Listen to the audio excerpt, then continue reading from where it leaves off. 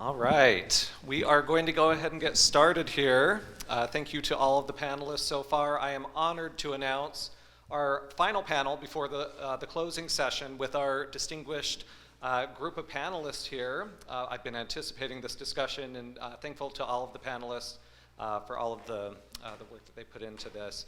So like the last session, we are going to have a theme with this, and it is human dignity and the media in Oceania. My name is Brent Cowley. I'm a visiting professor here, teaching and researching in communication, media, and culture here at BYU Hawaii. And pleased to spend a lot of time thinking about these types of questions involving media, especially throughout Oceania. Students learn about varying forms of media here, their history, theories surrounding them, but most importantly, what they can do with it, using media wisely, and how it can be good for humanity in general, topics that we're going to be looking at here today. So media in its various forms, it's a vital part of informing the public, but it also shapes how the public understands as well as receives these messages in both positive and negative ways. And today we're going to be looking at two forms of mass communication, newspapers and radio, that we'll see themes and challenges that kind of bring these together. And I will introduce our panelists here now. Our first speaker is going to be Nemani Delaibatiki, I'll improve on that. Who has been a stalwart in journalism since 1972, retiring from his career in 2022 as the managing editor at the Fiji Sun. He has contributed significantly to media organizations, serving as a reporter and a sub-editor at the Fiji Times, a chief reporter and editor at the original Fiji Sun, and a sub-editor at the Waitaki Times in New Zealand. Delaibatiki faced legal challenges, notably as the only Fijian journalist charged under the Official Secrets Act prevailing in court in 1986. During his tenure as editor of the original Fiji Sun, he confronted the military regime led by Fiji's current prime minister in 1987 for closing the newspaper for opposing their coup and defying media censorship laws. His journey is a testament to resilience, commitment, and journalistic principles and advocacy for press freedom. Our second panelist will be Ramanlal Vallabh, who is the owner and a radio station, owns a radio station in Tonga. He is also a journalist who reports on current news in the Kingdom of Tonga. He and his team provide current affair programs that tackle social issues in the country. More importantly, he is a loving husband and father of 2 daughters and 2 sons. And I must say that if you've met Ramanlal here at the conference, you likely saw Lāʻie on his tag, which is the name that he gave himself at a very young age. So we will start with Nemani. Yes.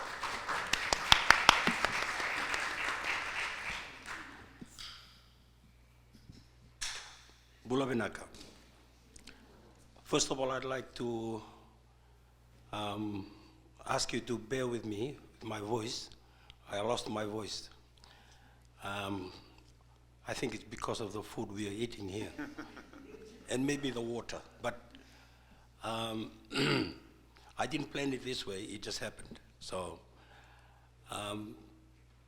first of all, I want to thank all the speakers who have spoken before us, or the insights they have given on this subject of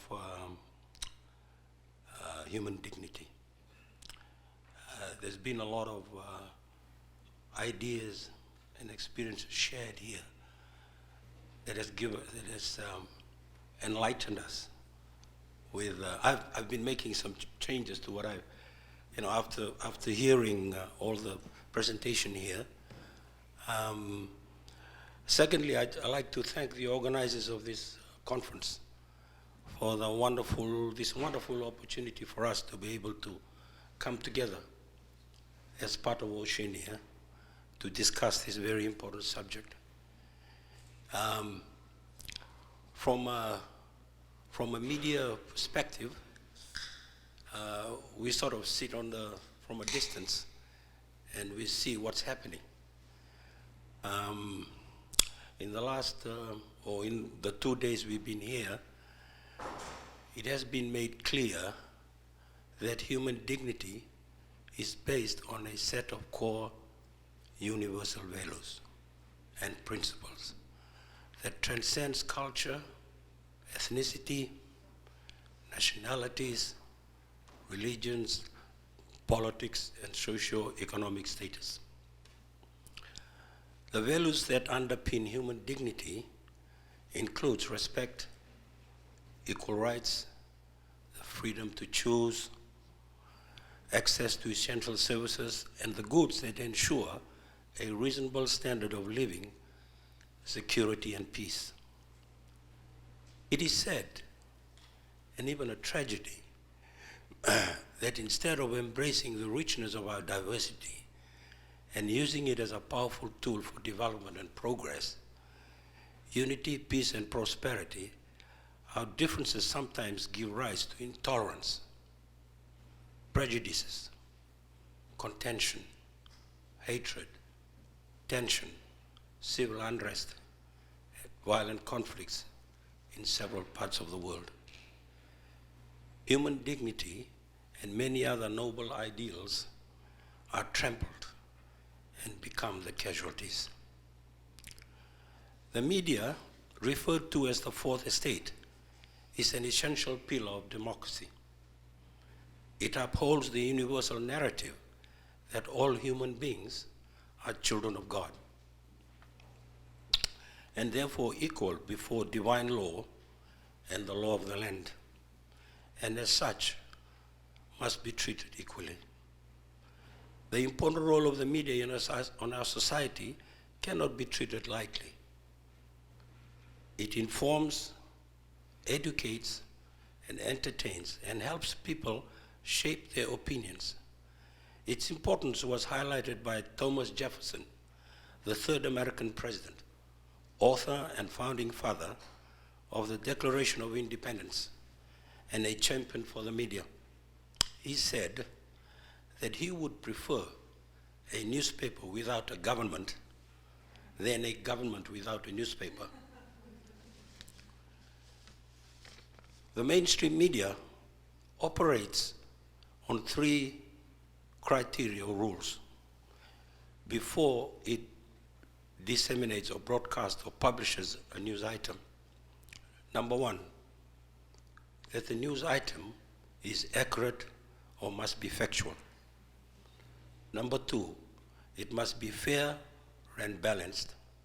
And number 3, it must be in the public interest.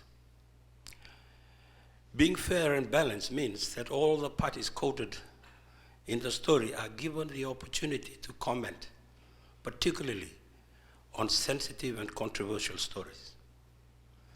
If people feel their reputation and character have been maligned by a news item, they have the right to seek legal redress in a court of law. The advent of internet and digital media has transformed the media landscape, as you all know. While the mainstream media operates on a set of criteria that protects it from litigation cases, social media knows no bounds and operates with impunity.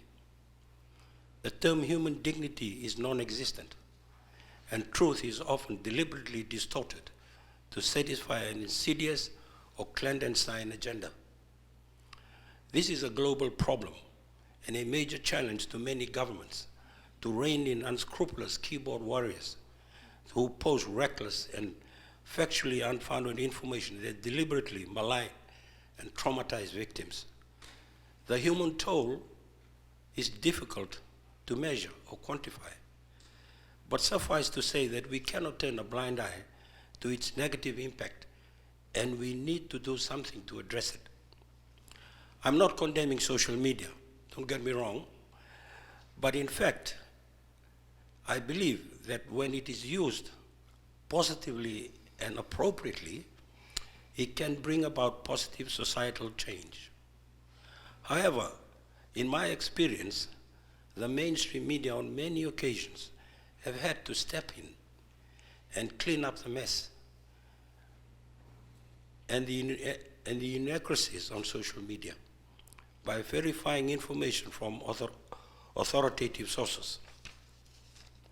The news media in Fiji is fortunate because it enjoys media freedom, a far cry from the political turmoil generated by the country's four coups, during which the media had to endure censorship, threats, and intimidation.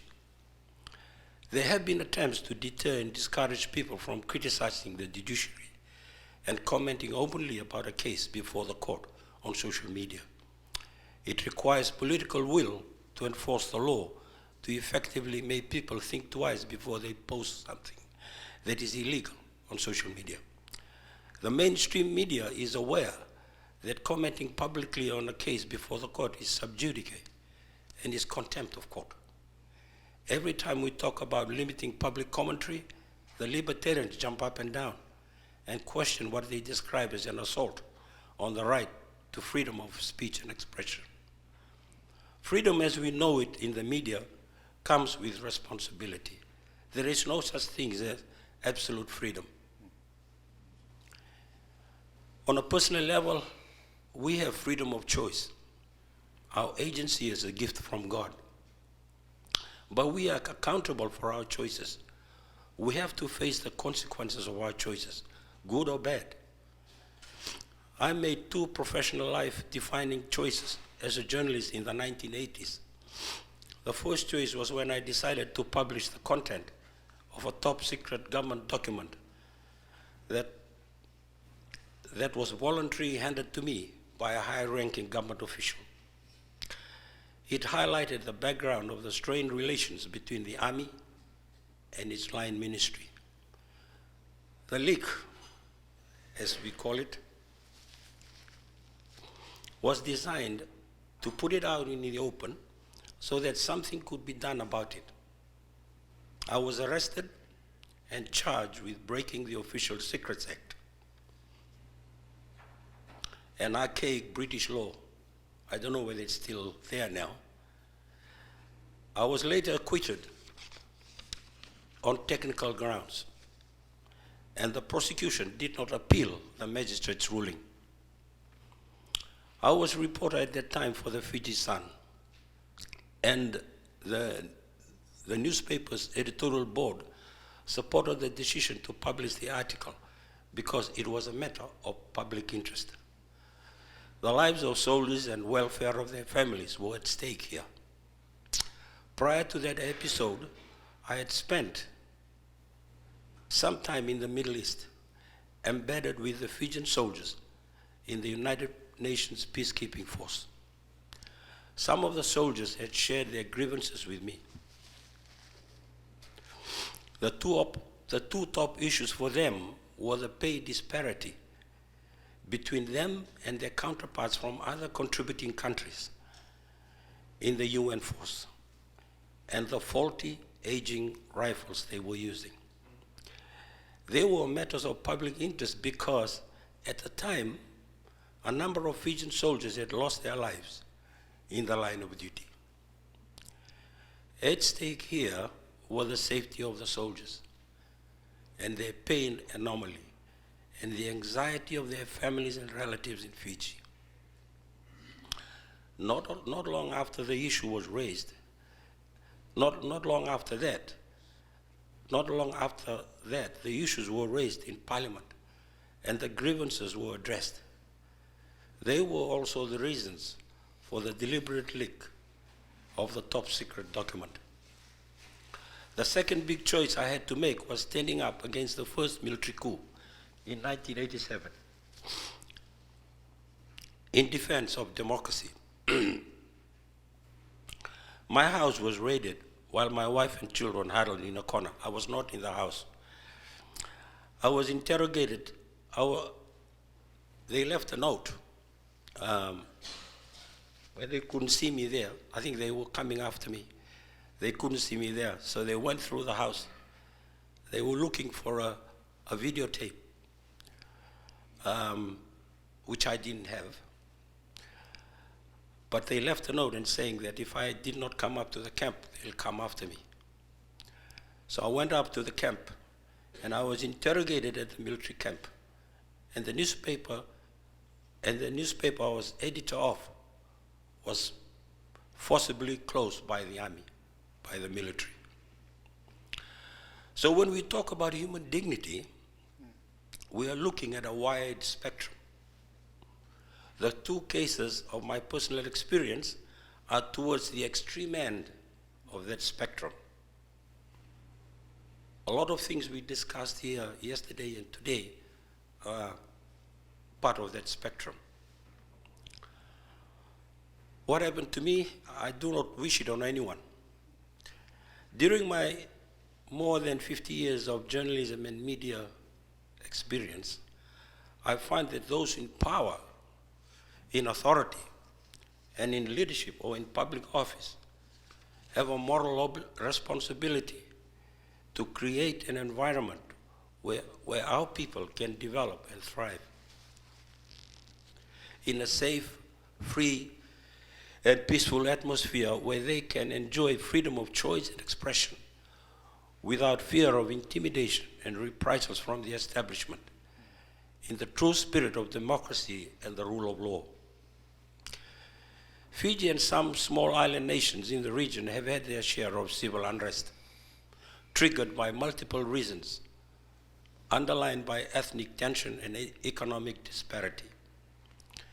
In Fiji, the right to housing, education, and health services are part of the Bill of Rights under its constitution. While some progress has been achieved in attaining these goals, the reality is that there is still a lot of work that needs to be done to address the glaring disparity in terms of infrastructure and services in the rural and urban areas.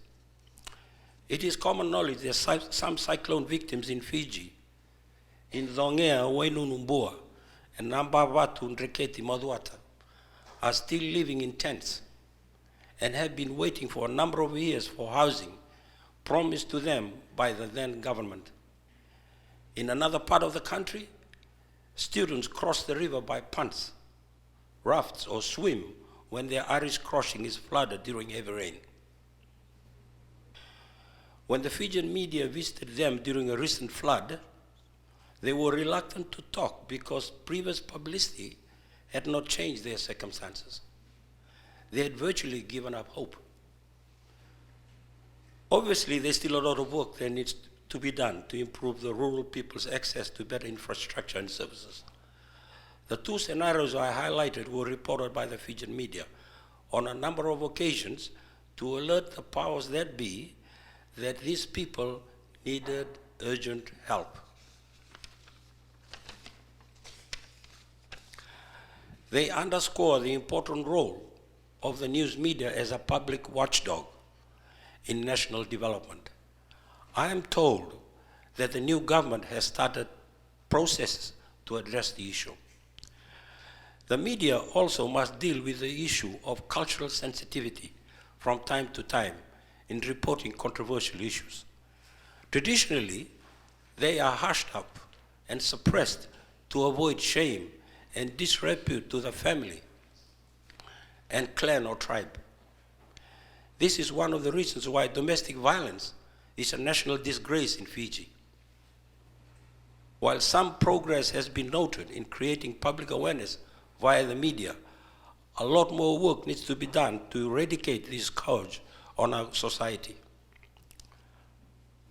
Like many of its neighbors in the Pacific, Fiji is steeped in traditions and distinctive cultures. Tradition and cultures are a source of identity and belonging and give the Fijians a sense of peace, security, and dignity, especially for the indigenous Fijians, the Itoke. Religion, which holds sway among groups of people, offer different perspectives. Then we have foreign influences that permeate different levels of our society. Throw in politics and the different ideologies in the mix, and the dynamics change significantly. They take precedence over cultural and religious values and contribute to Fiji's political turmoil since the first military coup of 1987. Ethnic tension, which has been simmering since Fiji became independent in 1970, exploded in the open when the Fiji Indians, or Indo-Fijians, were used as scapegoats and targeted as unfortunate victims in the quest for indigenous political supremacy. Fiji has had 4 coups during which human dignity was ignored in a bid to achieve a political objective. Racial prejudices reared their ugly heads. They were exacerbated by an undercurrent of religious intolerance in which certain faiths were targeted. History gives us an opportunity to learn from our past mistakes and make sure that we do not repeat them as we move into the future. The Itoke who supported the first 3 coups, or the first 3 coups, believed that if political power was in their hands, they could improve their economic status. While they were asset rich, communally owning more than 91% of Fiji's total landmass, they were cash poor. Through the years since 1987, they called for affirmative action, calling on the government to give Itoke assistance to help them become equal partners in the mainstream of the economy. And they used the ILO Convention 169 as their battle cry.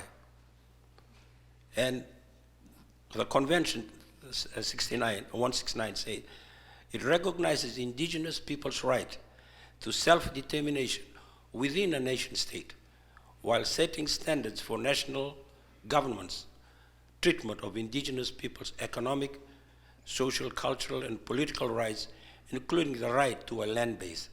But this narrative ran against the grain of the principle of the 2013 Constitution of Equality, which was implemented by the previous government. In our quest to allow people to live with dignity, there are issues that we need to consider, one of which is equality. While it is a good sounding word, in practice, it can only work when individuals are operating on the same level playing field. In reality, the playing field is not usually level, and that is why we need to apply equity to level the playing field. It means helping the vulnerable, the poor, the weak, and the needy to give them a fair go and equal opportunity in life to live in dignity. They may have the potential, but not the resources to do well and reach the same outcomes their counterparts who have had better access to resources might have. In my professional career, I have seen countless people's lives transformed through affirmative action when they are given the necessary help to start a business, gain an education, cultivate their land, and develop their natural resources for commercial purposes. Whether it is a particular ethnic group, religious or cultural group, it should not matter. If there is a genuine need, then it merits help. Sometimes it is wrongly perceived as preferential treatment and discrimination in the political arena. The media is often caught in the crossfire in the political debate when all it is trying to do is to ensure that every person is given a fair go and assistance is given to those that genuinely need it. The lack of understanding of how the media operates leads to hostile attitude towards it. Politicians and those in positions of power need to set an example by respecting the role of the media. Sometimes they criticize the media when a news item portrays them in a bad light. If they are doing their work within the bounds of the law, there is nothing to fear or worry about. As a public watchdog, the media holds those in power and in public office to account because they are paid by taxpayers' money. Abuse of office, embezzlement, and corruption are 3 forms of evil that they should shun. The Fijian media, and I'm sure colleagues in the region, follow the same rules and ethics used by the independent media operators in many developed and democratic countries. to champion policies and actions that support and bring awareness to the importance of human dignity. To conclude, I stress that a collaborative campaign is required between the media and your organizations to make certain that we spare no effort in ensuring that every person, irrespective of background, religion, gender, political ideology, or race, should live with dignity.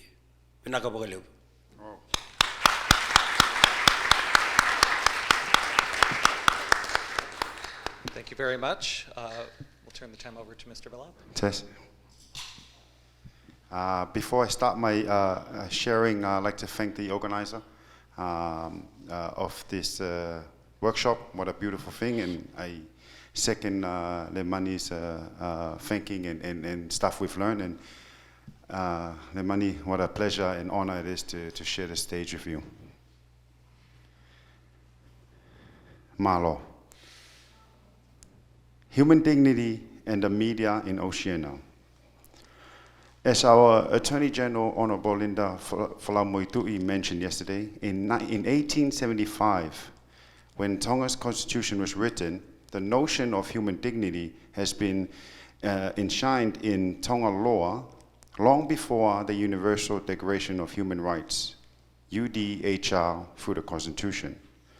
And as also mentioned by our Ombudsman, Honorable Alisi Tamuepeau, yesterday, the Section 1 of the Tongan Constitution, Declaration of Freedom, since it appears to be the will of God that man should be free as he has made all men in one blood, therefore shall the people of Tonga and all who sojourn, and I'm hoping I've pronounced that right, I'll confirm with Alisi later, or may sojourn in this kingdom be free forever. This is directly aligned with Article 1 of the UDHR in year 1948, which also was mentioned numerous times yesterday. All human beings are born free and equal in dignity and rights.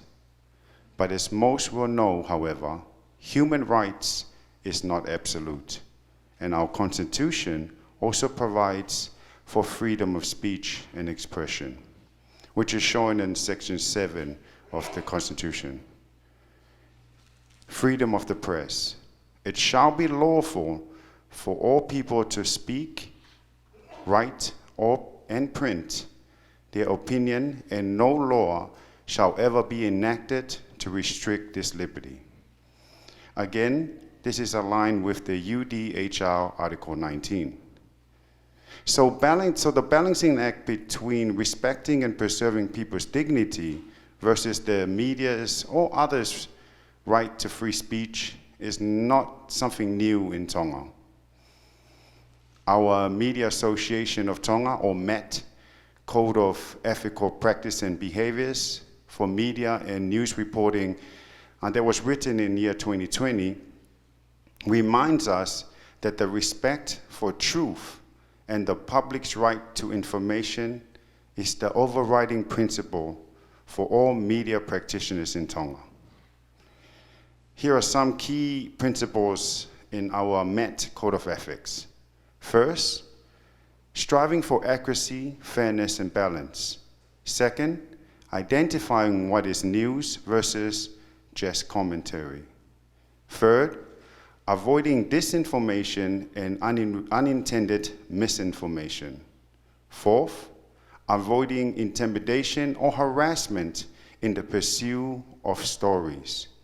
Fifth, respects people's rights to privacy, and in particular, accepting that public officials also have the right to privacy of their personal affairs, not relevant to or not affecting their public roles. 6, upholding social and community standards, including respect for Tonga's tradition, culture, and values. And lastly, sensitivity in reporting vulnerable groups in society, for example, children and victims of sexual offense. In Tonga, we also have other legislation regulating media in respect to respecting people's dignity. We have a Communications Act to prevent licensed practitioners from engaging in conduct that is misleading or divisive, or likely to mislead or deceive. Second to that, we have a Electronic Communication Abuse Offense Act, creates offense of all, not just media, who use a service to abuse, bully, harass, or cause harm. And lastly, we have a Defamation Act, create offense for publishing or publicly communicating any falsehood that damage the reputation of another or expose them to hatred, contempt, and ridicule. The balancing act between respecting and preserving people's dignity versus the media's right to free speech is still a very thin line in Tonga. In some cases, with some media practitioners reporting, there might be no eventual consequence once it ends up in court, but the reputational damage is often already done. The one common feature in a lot of Tongan media's practitioners is that once a matter becomes public knowledge, there is often always extra commentary, and which is more or less personal attacks on the subject of the news article or bulletin rather than the matter itself. There's a lot of examples I can choose from, but I don't want to add to the falsehood and potential reputational damage of previous victims of Tonga media personal attacks. So I'll touch on one example that is actually personal to me and that I've had permission to speak about briefly. It was something that happened before Tonga's riots in 2006. And the People's Democracy political party was very strong in Tonga. The party was the leader of the movement which gave birth to the democracy system we have now in Tonga, and which relieves the monarchy of some of the authority they held for many years. Media outlets at the time reported on the movement, and the extra, mostly negative commentary was all about the monarchy. My father was a joint shareholder at the time with the then Crown Prince in a private business providing services to Tonga in lieu of a public enterprise.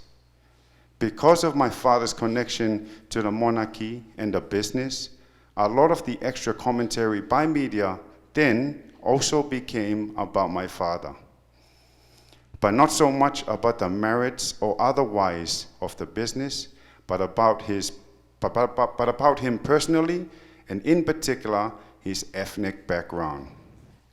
My father's Indian heritage became the focus of the headlines, causing him and my family to suffer abuse, bullying, and harassment, often from misinformation being published.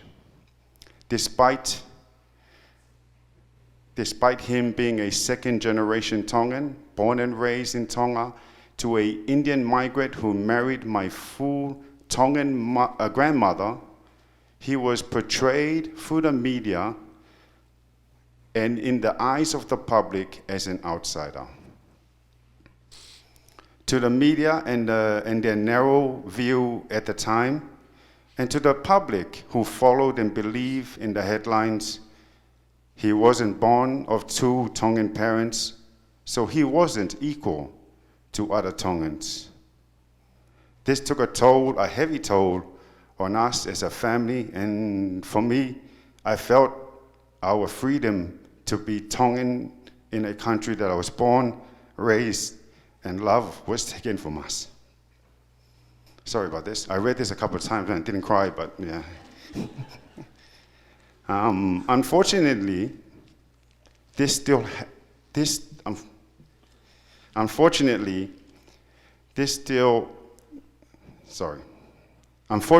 there is still too many examples of these ill media attacks on people by our Tongan media that isn't focused on the issue, but on personal and unrelated matters. Despite having legislation and a code of ethics regulating media to avoid it from happening, unfortunately, it still happens in my beautiful country. Mark Zuckerberg started Facebook in 2004. If you've seen the movie The Social Network, you would know how he started it and how it was always meant to connect people. The reason why I'm talking about social media, and especially Facebook, is because how Facebook is taking over Tongan's household. According to statistics from the two major telecommunication companies, of all Tongan data usage, 80% is spent on Facebook. Think about that. 80% is Facebook, which means email, Zoom, browsing the internet, or other uses, all combined is the other 20%. There's a Tongan saying, telelo niu, which means when you tell a story, you add a twist to the story with a little lie to make the story sound better. The problem with telelo niu is every time a telelo niu is told to a person, the lie to make the story better is added on to every different time it's told until the story is just all lies. I bring up telelo niu because what Facebook has done is amplified the telelo niu internationally. The stories, caption, posts, and lies that are told on Facebook about people has taken on a life of its own in Tonga, and especially our Tongan people around the world. As I mentioned before, Tonga now has a legislation called the Electronic Communication Abuse Offence Act, which aims to prevent people using electronic communication, such as Facebook, to inflict harm on others. Last year, so the first offense under the act, which was charged to a person who had done a Facebook Live, forcibly accusing another person of criminal activities. And while the law was in force against the person, the reputational damage had been done. I bring this up because some of Tonga's licensed media outlets took the person's Facebook Live and added extra commentary on his live and especially around who he accused. Social media has definitely changed the way we report news in Tonga because everyone with a phone, data, and Facebook can report on real time with the live option or post immediately on events and situations in Tonga. Our Tongan media practitioners find themselves pushing to be first to put out the news. And because being first is important to them, despite accuracy of the news being compromised. A few of our media practitioners have found themselves being forced to publicly apologize to individuals, companies, and government because of the misinformation being seen or read on Facebook. And remember what I said earlier about telelo niu. Because of Facebook, telelo niu is now making it on some of our news bulletin. Yes, they publicly apologize, but again, like I mentioned before, the reputational damage is already done. This reminds me of a quote from my favorite actor, Denzel Washington, when asked about fake news circulating around him. His answer I will always remember when I'm researching or gathering information on a story, and he says, if you don't read the newspaper, you're uninformed. If you do, you're misinformed. And he goes on, What is the long-term effect of too much information? One of the effects is the need to be first, not even to be true anymore. So what a responsibility that you, and you're talking to us, the media, all have to tell the truth, not just to be first, but to tell the truth. We live in a society now where it's just first. Who cares? Get it out there. Who cares who it hurts? Who cares who it destroys? Who cares if it's true? Say it, sell it. He ends it by saying, anything you practice, you'll get good at, including, and pardon my American on this, including BS.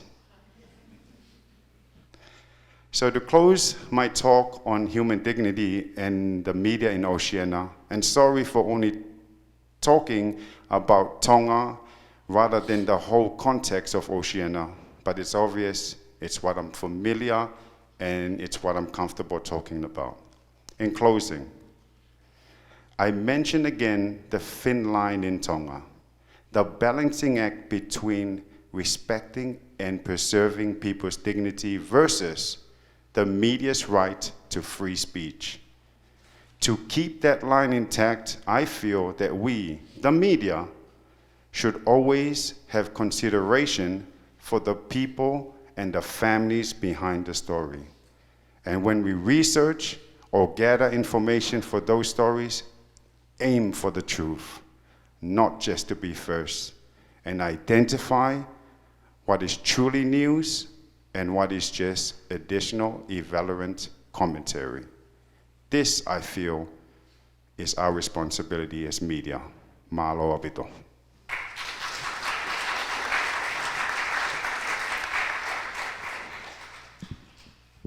I want to thank the presenters today and turn time over. We have plenty of time for questions, so we'll take those from the audience. If you'll go to the mic over here, thank you.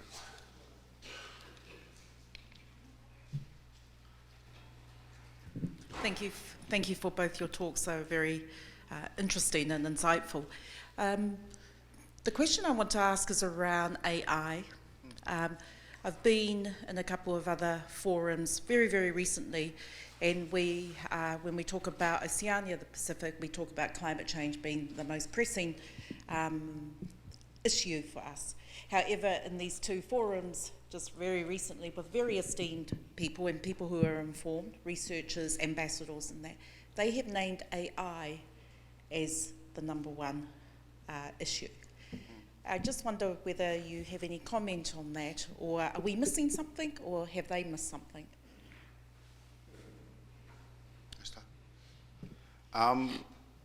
With AI, I feel there's a lot of apps or stuff on AI where you can have you can have like, not physical, but you can have conversation with some of these AI.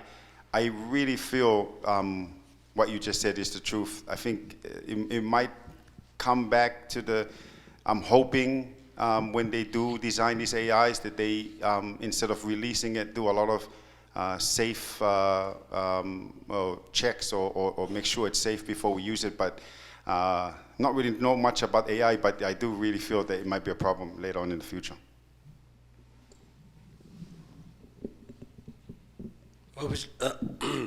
Obviously, as we speak, there's still a lot of, it's still a gray area, AI. There's still a lot to be discovered. AI is an ongoing development. There's even talk that it'll take over from human.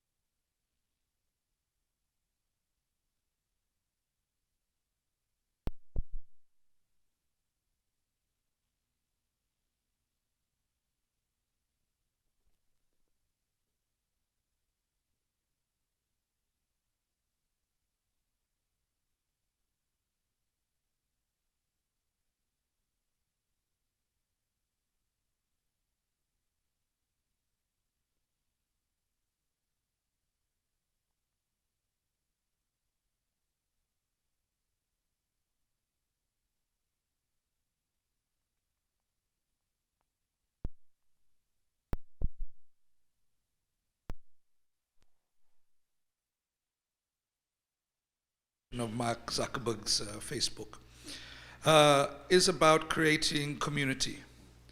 And as someone who's also a media practitioner, what I see in the challenge with social media for our Pacific people is that it provides a virtual extension of our communal psyche. Yeah, we extend our community, our physical community, specifically because we are separated by in diaspora communities. We are apart from each other. We maintain community now through the use of social media. However, the protocols that we would use in community are not used on social media. An example is of when a high chief dies. Usually there is a protocol involved of when the family is ready, the traditional spokesman will go to the media and they will announce. Well, the family is still hearing the news, and already somebody has posted a picture of somebody's image on social media, and Isale, that's gone now, and all that, and people are finding out through social media. We talked in the past when we just had sort of mainstream or traditional media, we talked about media education. What sort of media education or media literacy, perhaps, do we need to ensure to protect the dignity, our holistic dignity that we talked about, both of people, human dignity and ecological dignities? Some thoughts around that, perhaps. I just want to share a story. I was still in Fiji then, and a high-ranking chief who was a public figure at the time, he died. I got a call from another high-ranking government official who told me that he's died. And I said, can we run it? Can we publish it? He said, yeah, go ahead. All I want to know is whether it's true. So we knew the background and everything. So we sat as an editorial board and we discussed it. We threw the issue around the room just to see what the others said, whether it's okay. And yeah, we got reservations, say, oh, look, exactly what Reverend Bhagwan said. They need to follow the protocol. They have to inform the various, clans and tribes and, the families before they publicly announce it. But if we announce it, now, what would happen? So we told, I was there, so they came and asked me, and I said, look, let's go to the family, right? Let's go to the family and ask them. They say, look, we've got this. We're running a story tomorrow. We want your response. So they went everywhere. Some places the door was shut before them, and then they finally were told, do not publish it. If you publish it, we'll take you to court. So that was the decision we had to make, whether to run it. This is a public figure. Should we wait for 1 week later to wait for the protocol to be done, all the protocols? Or should we run it? This is a dilemma that the media faces, But anyway, in the end, we ran it. And the first thing in the morning, 9 o'clock, there was a knock on my door in the office. The girl outside was saying, there's a big delegation outside. They want to see you. So anyway, we met in the boardroom, and I tell you what, I got it. I said, look, it's done now. We are sorry if that has hurt you, but I explained to him the role of to them, the role of the media. They wouldn't listen. So they said they'll consult their lawyers. So I think they went to the lawyers. And then I got a call from their lawyers. And I said, look, I can't do anything else. You can take it from there. Nothing happened. But after the funeral, this is a week later, I met the head of the delegation. He came to me and he sat down and he said, now that I've thought about it, I'm sorry that we barged in just like that. We wanted to come and tell you what to do, but you were doing your job. So that was an episode. But I told the people, before I came back to New Zealand, I said, look, if something like that happens again, you got to be very careful, but it's up to you to make your decisions. So these are the challenges that the media in the Pacific, especially where traditional protocols are very, very strong, where we have to follow. In Western countries, nah. As soon as they get it, it's out there, right? But in the islands, there is a different set of protocols that you have to follow. To answer your question, Reverend Bakwan, no. There is no way you can teach them, you cannot talk to them about, we have our culture, we have our tradition, but social media has changed that. We just have to live with it. Talk about funerals, there's a protocol with, it doesn't have to be a chief. If somebody passes, you go into a person called the Ulumotua, who's in charge of the family. They write out not a eulogy, but they write out an invite to the family, and it goes on radio. To fast forward to a funeral that happens today, they're taking photo of the of the casket with the person in it and posting it. I just lost my grandma just after COVID, and there's one thing we had to try and do was to stop people coming in to kiss my grandma with a phone to the off chance they're taking photos. So just take it from how it used to be to what it is now, and the answer is no. The clickbait, the dopamine of people liking your stuff and whatever it is. Somebody took a photo of one of their relatives in the casket and got a lot of likes, and it became a trend in Tonga. And that's respect is out the window when you start doing that. So to answer your question, it's no. There is no talking to anyone or the 80% data usage of Tonga and saying, Facebook, you got to do it this way. This is the way to do it, because they have their way, and media feels it, churches feels it, government feels it. I know a lot of our government press conferences are done because of people posting stuff about a certain issue, and the more viral it gets, the more the Prime Minister has to respond. When has a Prime Minister responded to a Facebook post before? Now they're responding to, and we are screaming in the radio, we're writing articles, and it doesn't do anything, but half of Tonga post about it.